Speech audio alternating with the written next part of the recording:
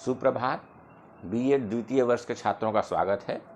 हम लोग पेपर 9 के अंतर्गत यूनिट 2 और यूनिट 2 में हम लोग पढ़ रहे हैं different types of tools for assessment and evaluation. आकलन एवं मूल्यांकन के लिए विभिन्न उपकरणों का अध्ययन कर रहे हैं। इसके अंतर्गत हमने अभी तक पढ़ा है test as a tool of assessment, परीक्षण आकलन के उपकरण के रूप में, ऑब्जर्वेशन अवलोकन आकलन के उपकरण के रूप में, पीर असेसमेंट सहपाठी आकलन, और चौथा हमने पढ़ा असाइनमेंट। अब हम लोग एक नया टॉपिक शुरू करने जा रहे हैं, एक नए टूल के बारे में पढ़ने जा रहे हैं जिसका प्रयोग आकलन और मूल्यांकन के लिए किया जाता है, और वो हमारा है project as a tool of assessment and evaluation. Project और प्रोजेक्ट मेथड परियोजना कार्य एक आकलन के उपकरण के रूप में। इसके अंतर्गत हम लोग 4 बिंदुओं पर आज चर्चा करेंगे। पहला, कॉन्सेप्ट ऑफ प्रोजेक्ट, प्रोजेक्ट का अर्थ क्या होता है, इसकी परिभाषा क्या है। दूसरा, इसकी विशेषताएं। तीसरा, इसके प्रकार। चौथा, इसके स्टेप्स। आज हम लोग इन 4 बिंदुओं पर चर्चा करेंगे। तो आइए शुरू करते हैं इसकी परिभाषा से। तो हम लोग अब देखते हैं प्रोजेक्ट। अब प्रोजेक्ट को देखने से पहले हम लोग चर्चा करते हैं जॉन डीवी। जॉन डीवी एक अमेरिकन शिक्षा शास्त्री हुए, अमेरिकन दार्शनिक हुए। इन्होंने अमेरिका में प्रैग्मेटिज्म, प्रयोजनवाद नामक दर्शन की एक संप्रदाय का प्रचार प्रसार किया। अब प्रैग्मेटिज्म क्या है वो समझते हैं।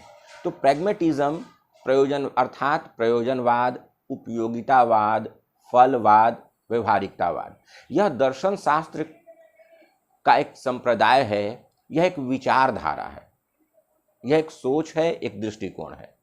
इस दर्शन शास्त्र की इस संप्रदाय के अंतर्गत या इस विचारधारा के अनुसार सत्य निर्माण की अवस्था में है।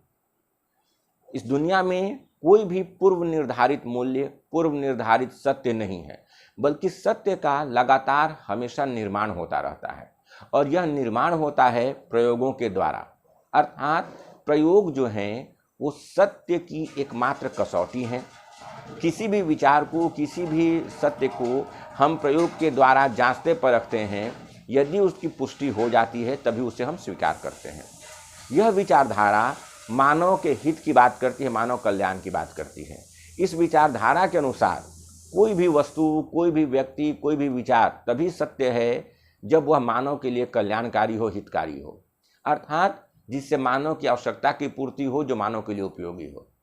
अब इसी विचारधारा से प्रेरित होकर जॉन डीवी के एक शिष्य और कलीग ने, जिनका नाम विलियम किलपैट्रिक था, उन्होंने शिक्षा के क्षेत्र में प्रोजेक्ट मेथड का प्रतिपादन किया, प्रोजेक्ट मेथड का प्रचार प्रसार किया।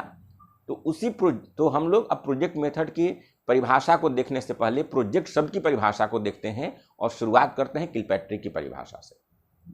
चलिए देखते हैं सबसे पहले किलपैट्रिक की परिभाषा।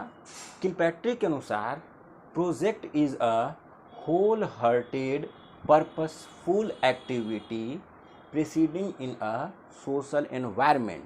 हिंदी है इस परिभाषा की कि परियोजना एक स्वोद्देश्य या उद्देश्यपूर्ण क्रियाकलाप है जिसे मन लगाकर सामाजिक वातावरण में पूरा किया जाता है। देखिए यहाँ पर शब्दों को ज़रा ध्यान से देखिएगा।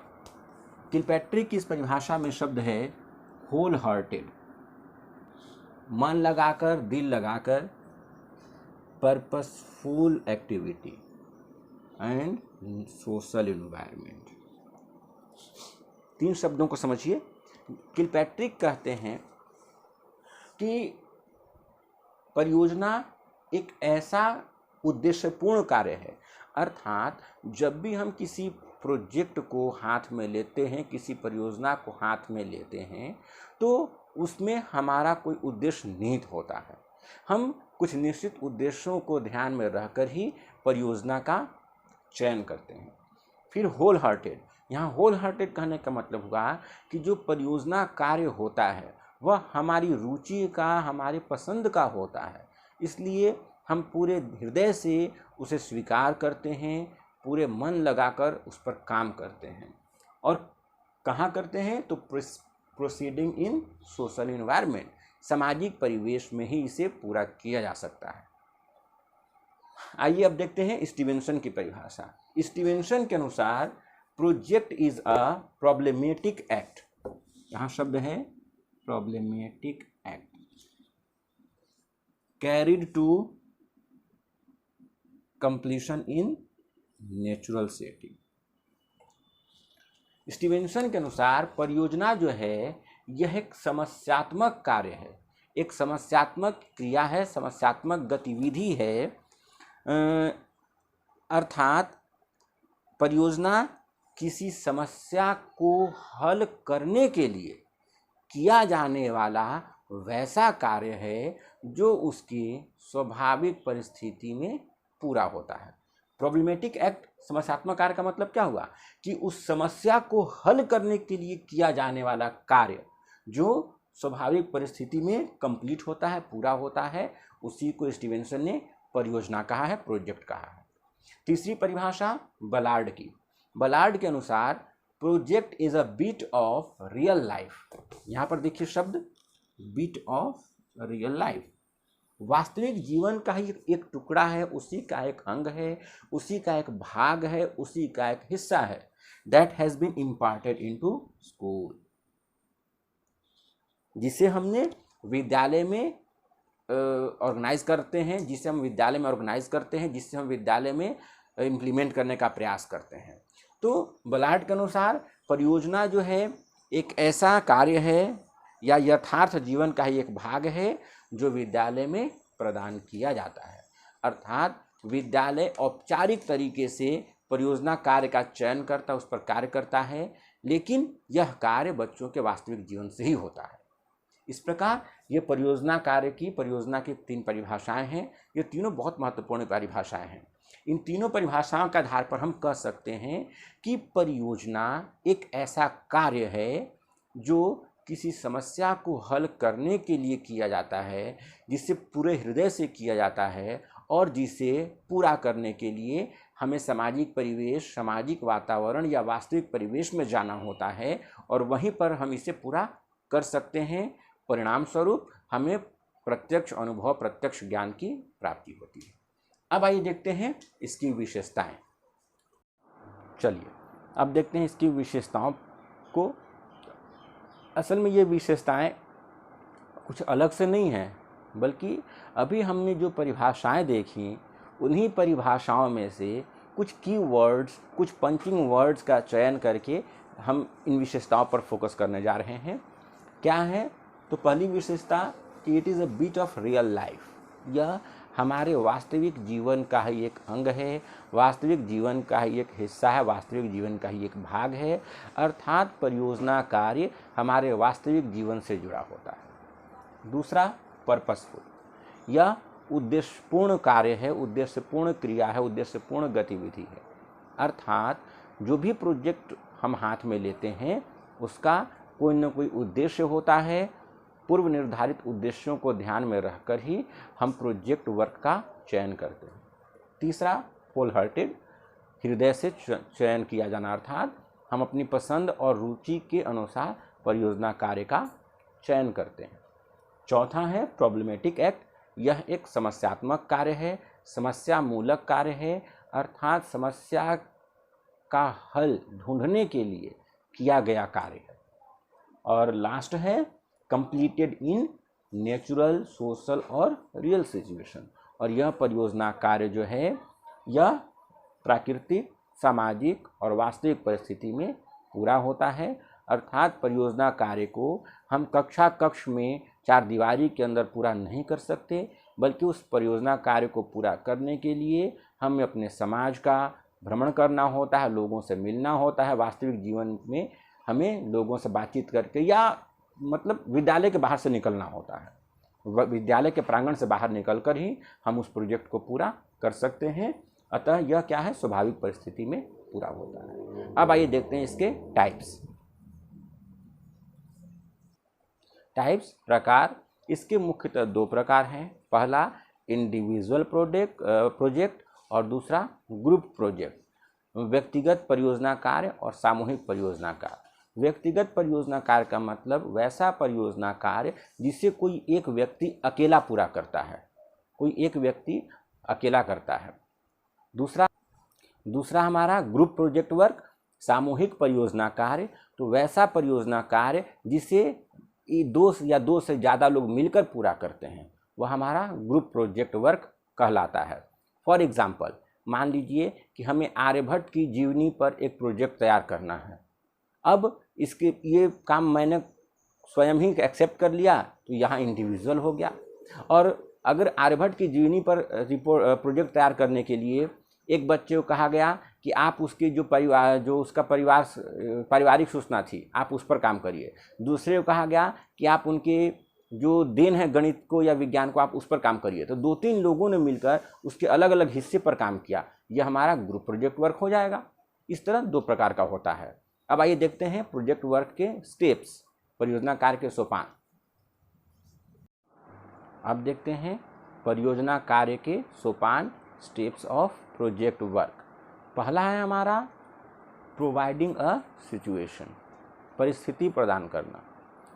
अर्थात हम कक्ष में चर्चा करने के दौरान कुछ ऐसी परिस्थिति पैदा कर देते हैं जहां बच्चों को स्वाभाविक रूप से यह महसूस होता है कि अब हमें कोई क्रियाकलाप, कोई गतिविधि करने की ज़रूरत है। तात्पर्य यह हुआ कि प्रोजेक्ट वर्क जो है कभी भी बच्चों पर थोपा नहीं जाना चाहिए, बल्कि प्रोजेक्ट का चयन करने के लिए हमें एक ऐसी परिस्थिति का निर्माण करना चाहिए जहां ये अंदर से हमें महसूस हो, स्वाभाविक रूप से हमें उसकी आवश्यकता महसूस हो कि हमें यहाँ पर अब प्रोजेक्ट की ज़रूरत है, तो वैसा परिस्थिति प्रदान करना। उसके बाद चूजिंग एंड पर्पजिंग, उसके बाद क्या होता है दूसरा स्टेप, कि उस स्वाभाविक परिस्थिति के आधार पर बच्चे जो हैं वो अपनी पसंद के प्रोजेक्ट्स का चयन करते हैं। या कहने का मतलब कि बहुत सारे बच्चे जो हैं अपने अपने विचार रखते हैं कि सर हम फलना टॉपिक पर करेंगे, सर इससे संबंधित ये प्रोजेक्ट हो सकता है, सर दूसरा बच्चा बोला तीसरा कि सर ये हो सकता है, चौथे ने कहा ये हो सकता है। इस तरह बहुत सारे बच्चे जो हैं उस एक परिस्थिति के लिए बहुत सारे प्रोजेक्ट्स का सुझाव देते हैं। फिर टीचर क्या करता है कि उस पर चर्चा करता है, विचार विमर्श होता है कक्ष में, और बच्चों से चर्चा करने के उपरांत वो एक वेल डिफाइंड प्रोजेक्ट की पहचान कर लेता है, एक सुपरिभाषित प्रोजेक्ट कार्य का चयन करता है। उसके बाद उस प्रोजेक्ट कार्य के उद्देश्यों का निर्धारण होता है कि ये प्रोजेक्ट कार्य हम क्यों करना चाहते हैं, या इस प्रोजेक्ट कार्य के माध्यम से हम किन उद्देश्यों को पूरा करना चाहते हैं। Step 3 planning. अब टीचर जो है या बच्चे जो हैं वो उस प्रोजेक्ट कार्य की योजना बनाते हैं कि हमारा प्रोजेक्ट का टाइटल ये हो गया, प्रोजेक्ट कार्य का उद्देश्य ये हो गया, अब इस प्रोजेक्ट को हम कैसे पूरा करेंगे, कैसे डेटा कलेक्ट करेंगे, कैसे आंकड़ों का विश्लेषण करेंगे, कैसे उस परिणाम की व्याख्या करेंगे। इस तरह योजना बना ली जाती है। उसके बाद एग्जीक्यूशन, उस प्रोजेक्ट को, उस प्लान को हम इम्प्लीमेंट करते हैं, उस प्रोजेक्ट को हम इम्प्लीमेंट करते हैं, पूरा करते हैं, प्रोजेक्ट पर कार्य करते हैं, आंकड़ा एकत्र करते हैं, सूचनाओं का विश्लेषण करते हैं, निष्कर्ष पर पहुंचते हैं, कंक्लूजन पे पहुंचते हैं।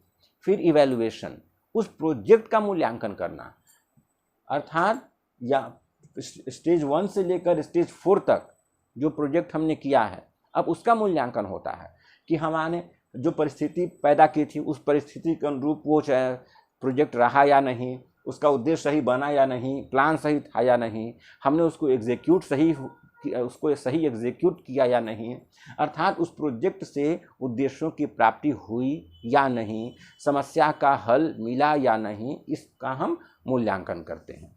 और लास्ट स्टेप है रिकॉर्डिंग, कि उस प्रोजेक्ट का हम एक रिकॉर्ड, एक प्रतिवेदन तैयार कर लेते हैं, एक अभिलेख तैयार कर लेते हैं। इसका फ़ायदा होता है कि फिर इन फ्यूचर भविष्य में कोई दूसरा व्यक्ति, कोई दूसरा अध्यापक, कोई दूसरा विद्यार्थी भी उस प्रोजेक्ट को पढ़कर लाभ उठा सकता है, उसका फ़ायदा उठा सकता है, उससे कुछ सीख सकता है। इसलिए इसकी रिकॉर्डिंग भी होती है, इसका रिपोर्टिंग भी होती है, इसको हम रिकॉर्ड तैयार कर लेते हैं, अभिलेख तैयार कर लेते हैं। इस तरह ये हो गया हमारा इसका स्टेप्स। अब अगले कक्षा में हम चर्चा करेंगे इसके एग्जाम्पल्स और फिर प्रोजेक्ट असेसमेंट की। धन्यवाद।